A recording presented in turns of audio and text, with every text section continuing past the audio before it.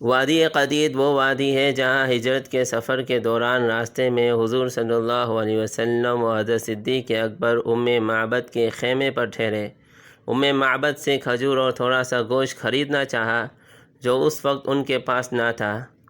حضور صلی اللہ علیہ وسلم نے ایک انتہائی کمزور بکری کی طرف اشارہ کرتے ہوئے فرمایا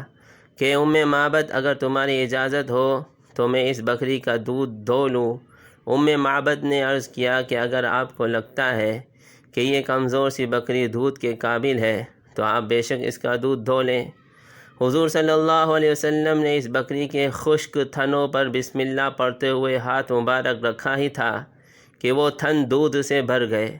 جس سے ایک برتن بھر کر آپ صلی اللہ علیہ وسلم نے